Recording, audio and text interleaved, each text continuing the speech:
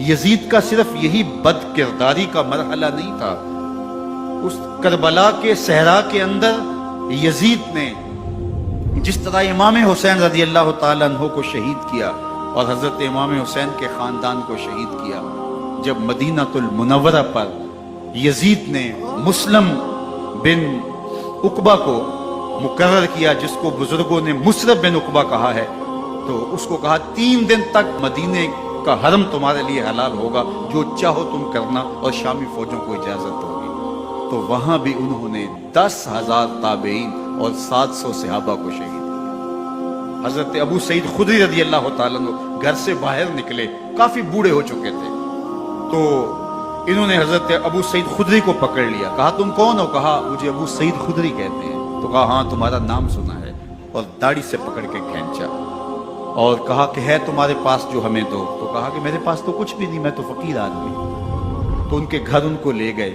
تو 2 کبوتر رکھے تھے حضرت ابو سعید خدری نے، تو وہ کبوتر لوٹ کے لے گئے۔ تو ایک خاتون کے ابھی بچہ پیدا ہوا تھا، اور قابلہ نے، دائیا نے وہ بچہ ماں کی چھاتی پہ لٹایا، اور وہ ماں کا پہلا دودھ پی رہا تھا۔ تو یہ جا کے کہنے لگے نکالو تمہارے پاس جو کچھ ہے، جو کچھ ہے وہ ہمیں دو، ورنہ تیرے بچے کو نہیں چھوڑیں گے۔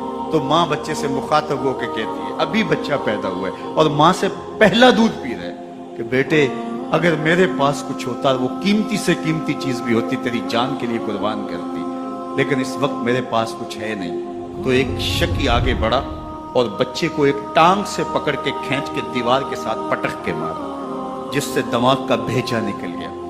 کیا کیا زیادتیاں نہیں کی۔ 700 صحابہ حرہ کے واقعہ میں شہید کیے یزید نے، اور 10,000 تابعین شہید کیے۔ مسجد نبوی میں ممبر رسول کے ساتھ گھوڑے باندھے، اور وہ ممبر رسول اور مصلی رسول کے قریب لید کرتے رہے۔ 3 دن تک مسجد نبوی کے اندر گھوڑے بندے رہے، اور مدینہ کی حرمت پامال کی۔ مدینہ کے گھروں کے اندر یہ بد کماش داخل ہوئے، اور جو بدکاریاں انہوں نے کی، کلیجہ منہ کو آتا ہے۔ 1002 شیزائیں ان بدکاروں کی بدکاریوں کی وجہ سے کنواری حالت کے اندر حاملہ ہوئی۔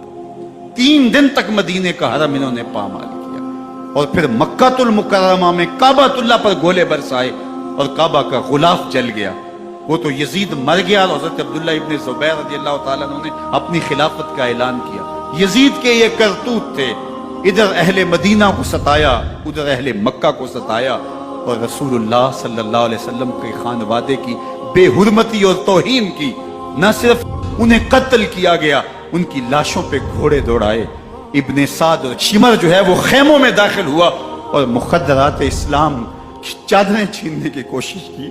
حضرت زینب سلام اللہ علیہ نے مخاطب ہو کے کہا ہمارے چہرے کے رکھوالے چلے گئے ہیں، ظالم تو خیال نہیں کرتا ہم رسول اللہ کی بیٹیاں ہیں۔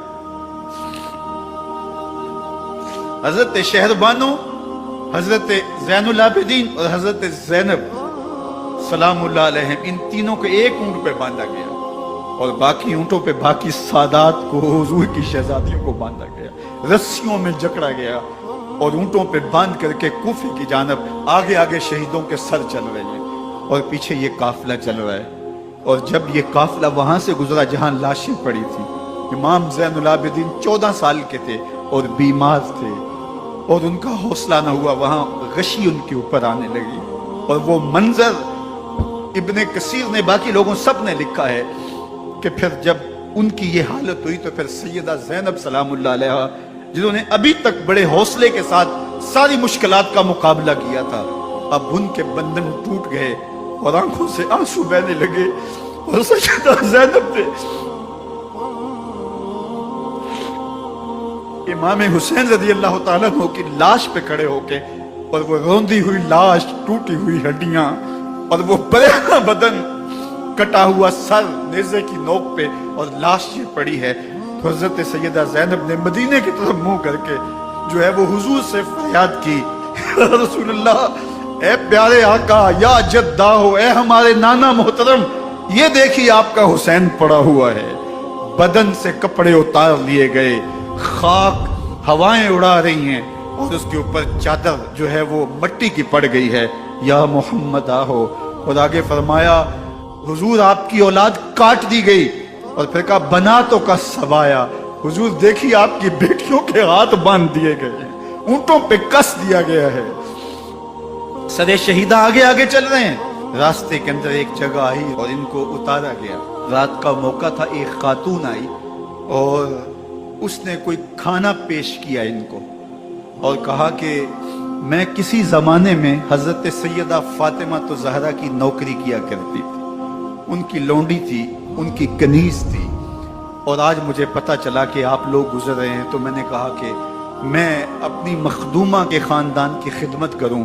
اور پھر اس نے کہا کہ اس وقت سیدہ کی گود میں ایک 6-7 ماہ کی بچی تھی جس کو زینب کہا کرتے تھے۔ سیدہ زینب نے کہا کہ اماں اگر پہچانتی ہو تو وہ بدنصیب